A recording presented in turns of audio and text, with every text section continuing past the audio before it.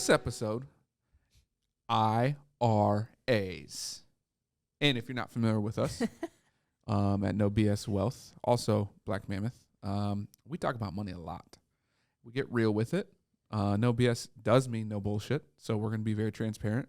Oh, is that what that means? That's exactly what that means. I wonder. There's so also, many acronyms, I just don't know. We're not going to be suited up because we're real people. Today, I've got some palm trees on because our partner's going to Maui tomorrow, which you guys, Hope he gets whenever out. this gets out, this won't be tomorrow. But he's going, so I decided to dress up and feel a little tropical today There we go. before our snowstorm. Which is weird because today I think the high is like 48 degrees. And then Yeah, tomorrow it's we're supposed to balmy. get like It's balmy. 3 to 6 inches or something like that. It's I think crazy. it's 7 to 10 now. Yep, Iowa's sure been is. drinking again. Iowa's been drinking. But we're back. And today we're going to talk about individual retirement accounts. Solely those, not in your 401k, correct? Yes, Correct. exactly. So there's options within your 401k, which we'll have a 401k episode. But we are not talking about 401ks. We are talking about IRAs. IRAs, specifically traditional and Roth, are the two that we're going to speak about today because those are more pertinent to most people. I love me some IRAs. And fun fact, you can still contribute to those, right? Even though the end of the year is over, right? Yes. 421. Tax- Until tax deadline. Tax deadline. deadline, April 15th. Right? So put some money in. You got times. You got some time. Absolutely. Got some time. So let's dive into traditional side, the traditional side a little bit. And as we go through these, we'll go back and forth on what one does, what one doesn't. But let's start with traditional. How much can I contribute? 6,000. And if you're over 50, you get a little extra. Correct. what's the- 7,000. You get $1,000 catch-up contributions. Does that go for both traditional and Roth?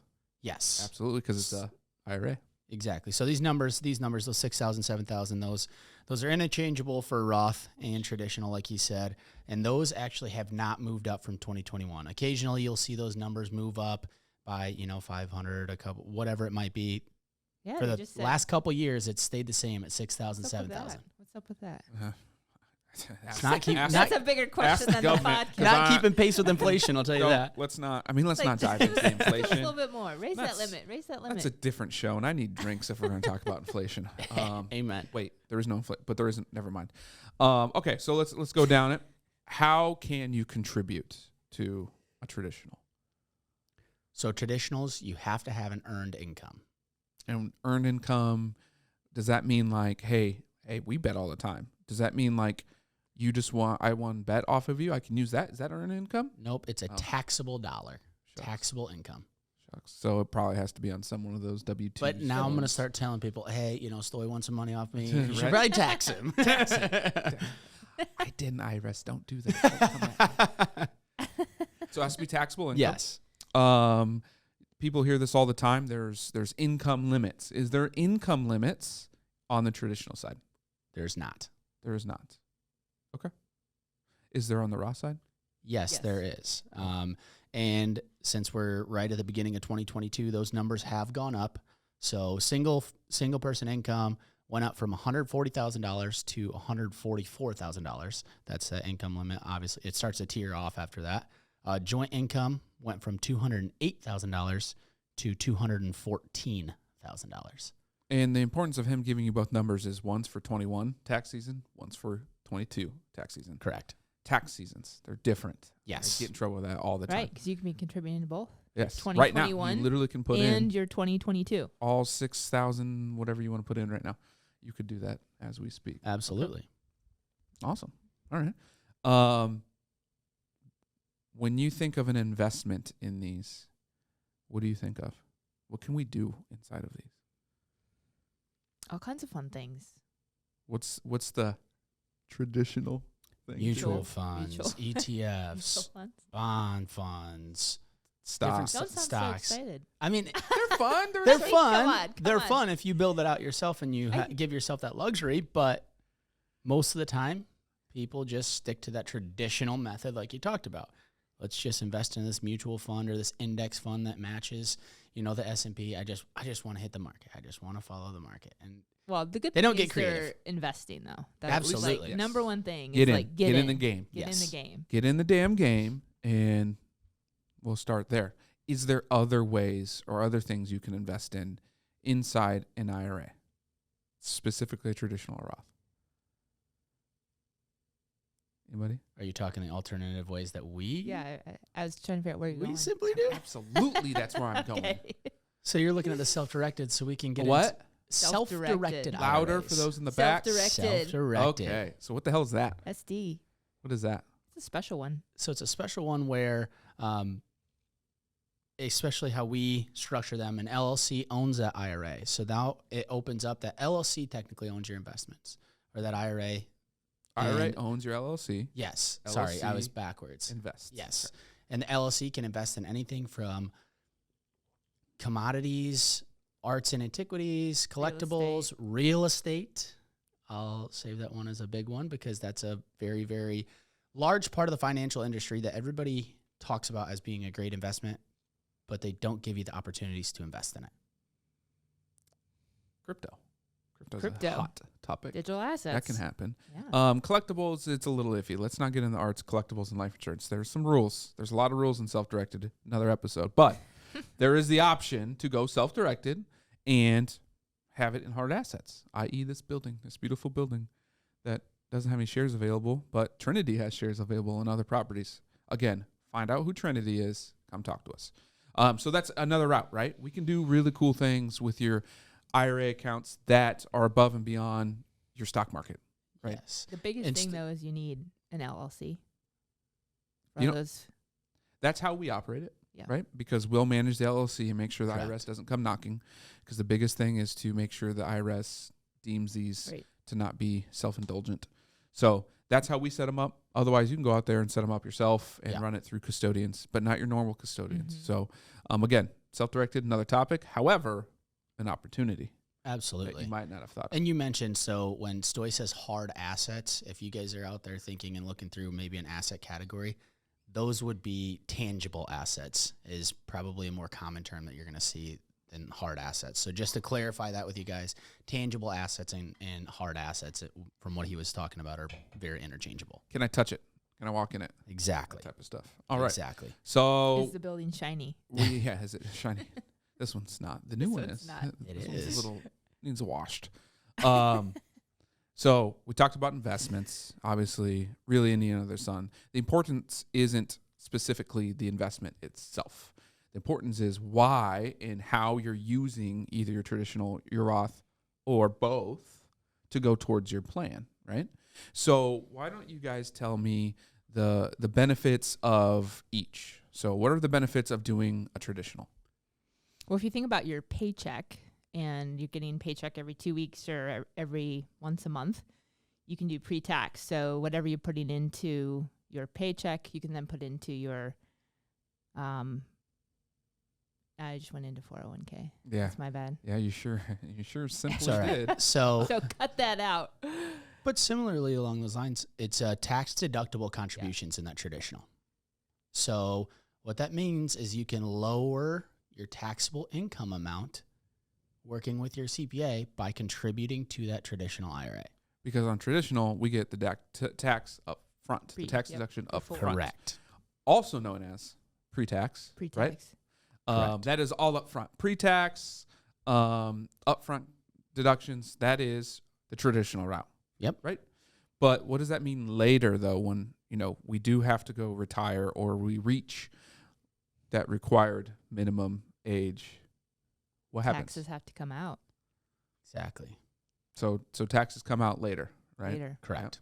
And I use the word required minimum because there is this thing called RMDs, required minimum distributions, correct? Correct. And why are those good and bad? Why is it good and bad? They're not a thing.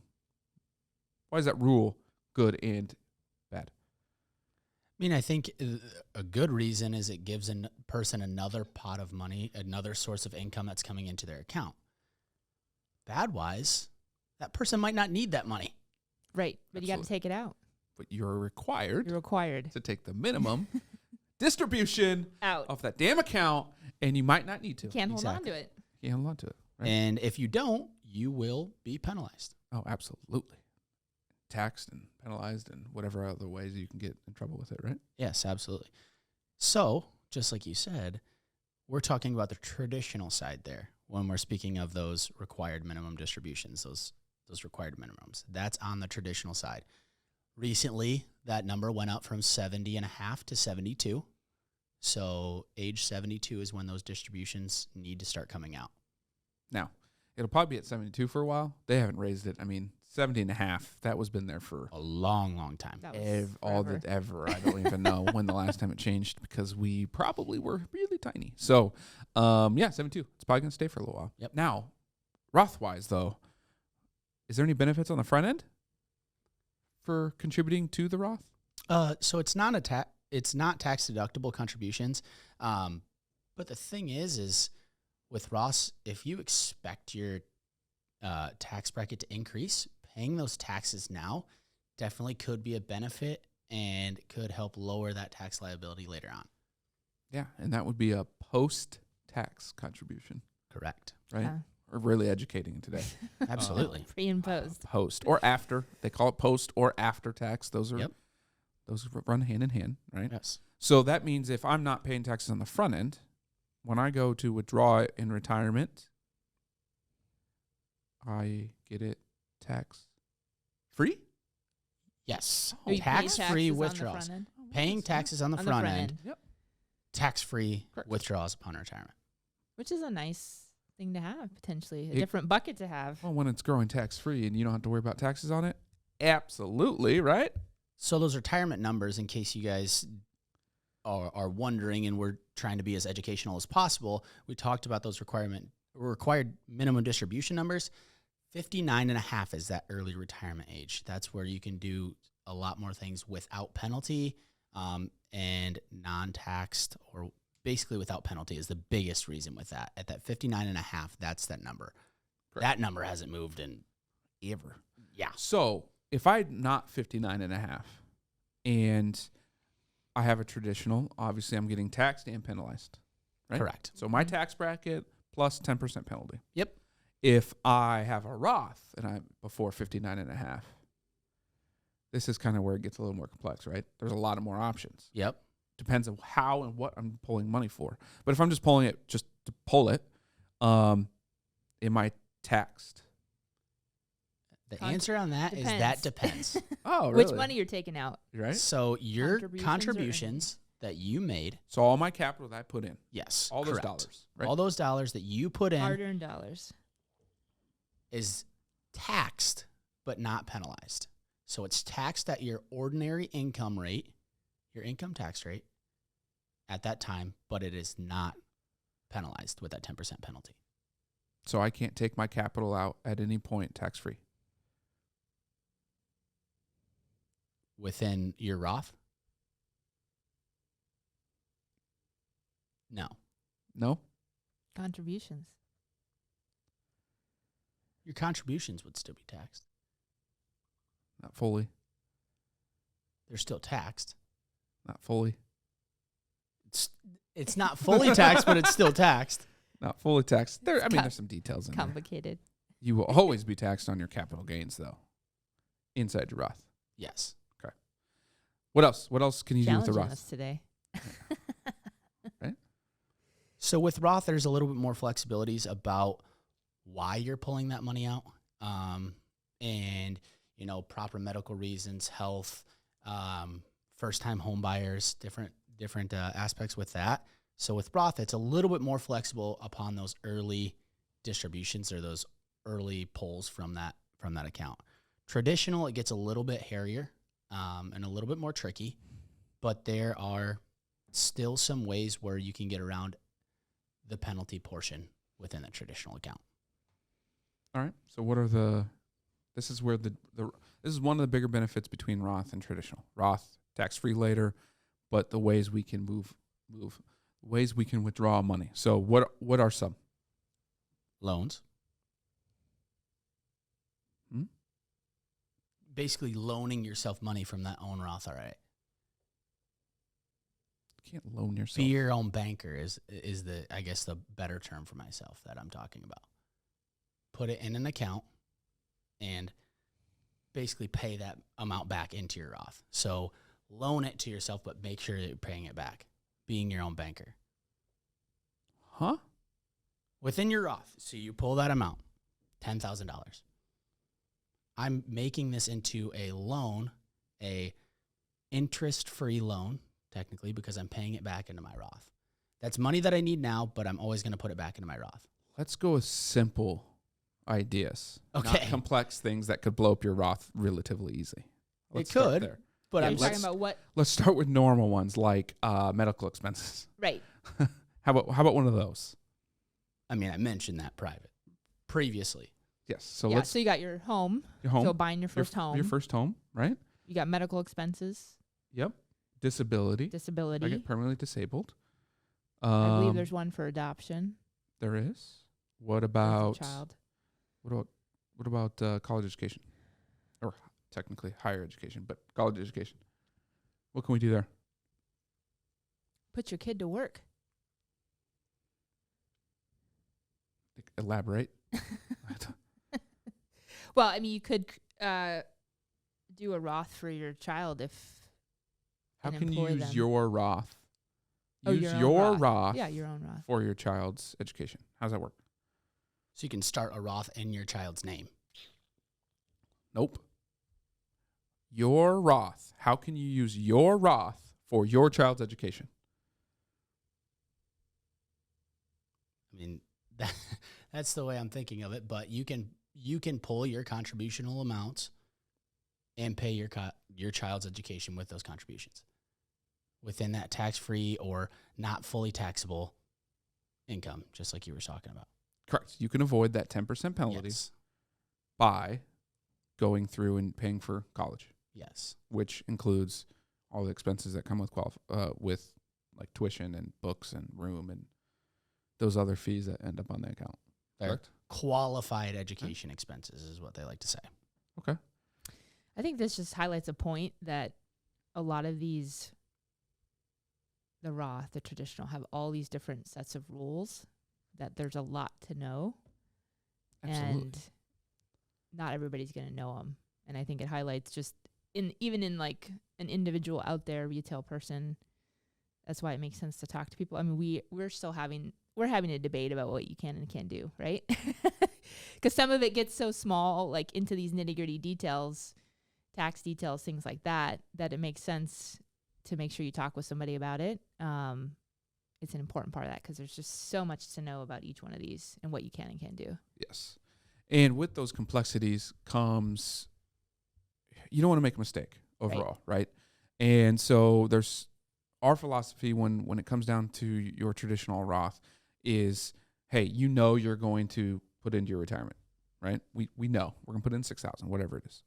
But we don't know what our tax situation is in January for next year. You're just not going to know that. And we would really rather have them in the Roth, right? I'd rather have tax-free later than I would taxed. But we don't know if we need that tax deduction now. So our philosophy is relatively simple. You're going to put that money in, $500 a month or whatever it is. You put it into a brokerage. You invest it like you would. Come tax time, CPA goes, hey, we need more deductions, or we need a little bit of this and a little bit of that, right? At that point, divvy up that $6,000 however is best for your tax situation. Because in the grand scheme of wealth building, there is short-term and long-term. Mm-hmm. Short-term being taxes. Taxes are going to affect you now. It's going to affect your cash flow, everything now. Then there's the long-term, which is your retirement, however that looks for you, which our definition is a lot different than most. Whatever that looks like for you later. So you need to optimize both now. Optimizing one or the other will actually hurt you in actually the long term. Because if you're focused on everything being long term, that means you're paying more taxes now, hurting your cash flow currently. Whereas if you focus everything short term, okay, cool. Now you're not paying a lot of taxes, but now you're hurting your long term because of time value money.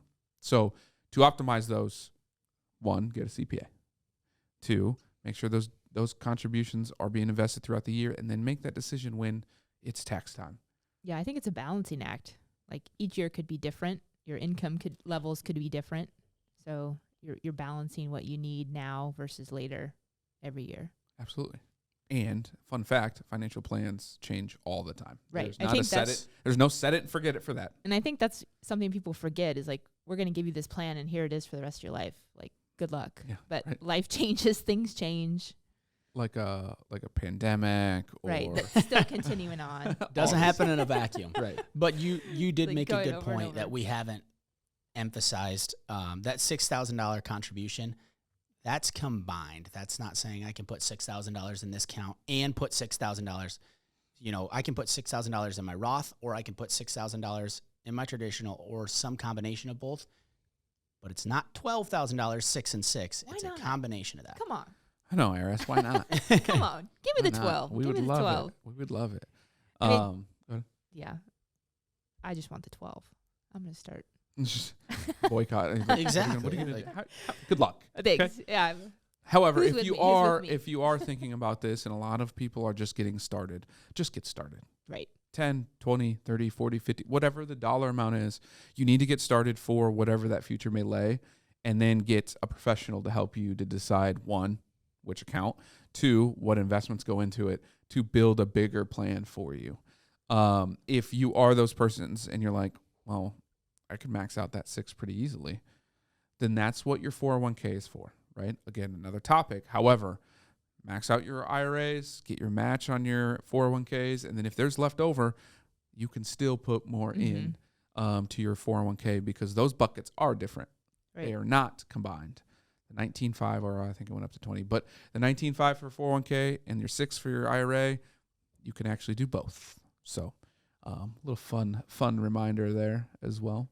But I like what you said, like, just get started, like, automate it, put it in, see what you can do. Start when you're young.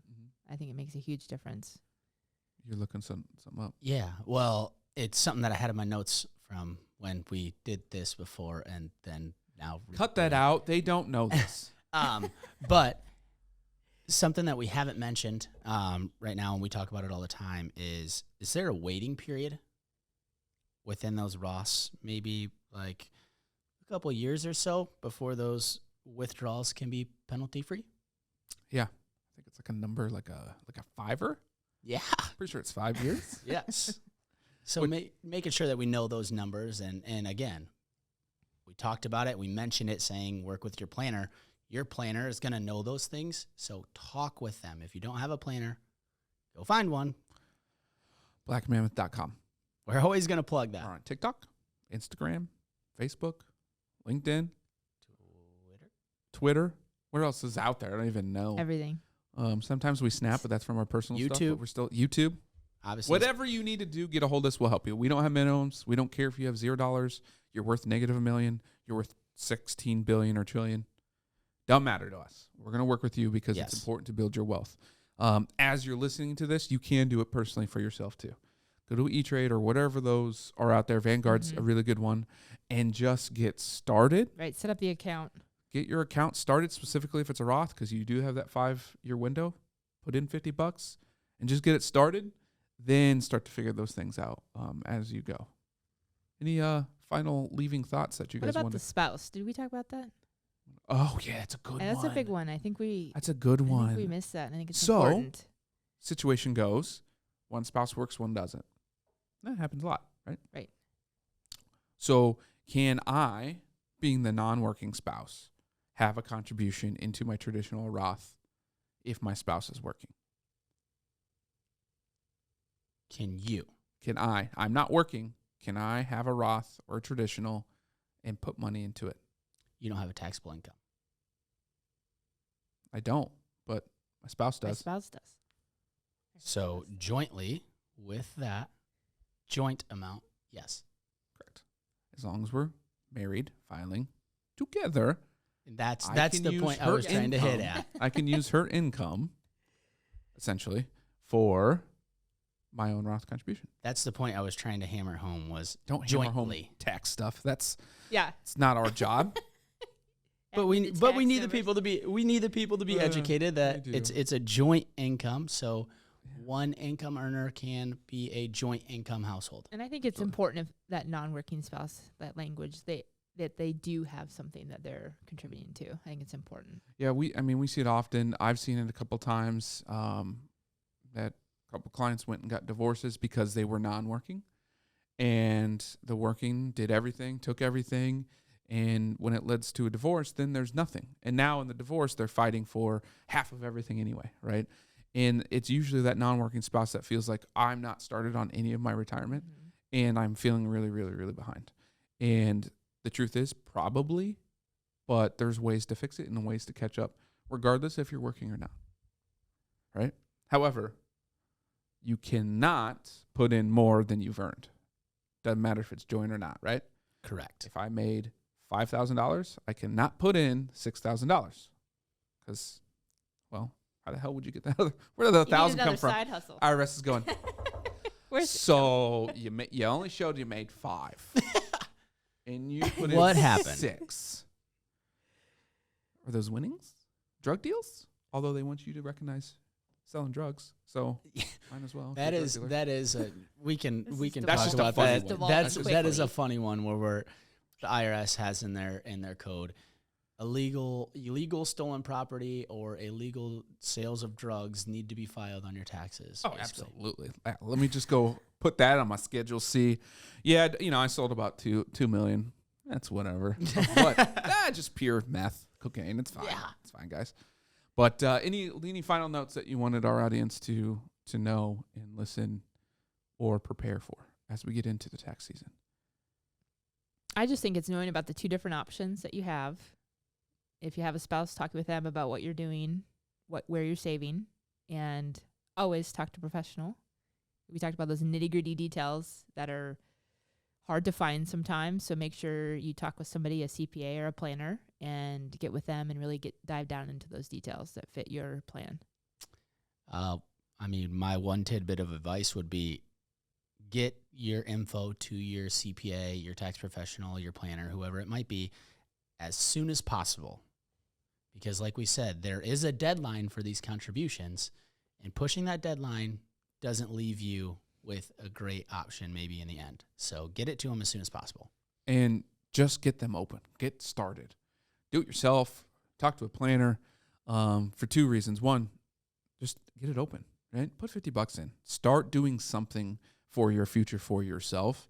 But also the second, there is a deadline, and it also the account just doesn't open tomorrow. It's not a 24-hour, you just click a button deal. It does take a couple days, so don't push this until the end because the account has to be open before you can make a contribution, right? I wish it opened in 24 hours. Don't we all? Our jobs would be a lot easier if we had 24 hours to open accounts, but they don't. There's a system out there that can do that. Let us know. Thanks for tuning in. We will always follow this episode up with Brian Morrow. He's going to come in. He's going to speak all his tax lingo. So if you have questions now, let us know. We'll prepare you. But it's getting into tax season, so we're going to be really tax heavy going forward as we go through this. So, Ryan, why don't you end it like you always end it? Oh yeah, as always, like, subscribe, follow, share. Stoy mentioned we're on basically any social media that you can think of, any podcast forum that you listen on. And if there's any questions, like Stoy mentioned as well, blackmammoth.com. We'll have those links probably in the bio at the very least. But reach out to us if you just have one-off questions from this episode or episodes in the past. Reach out to us. We're always here to help, and we're always going to be a listening ear for that. For sure. And Gatorade, we're not sponsored by you, but we would take it. We would take it. Yes, we would. Peace.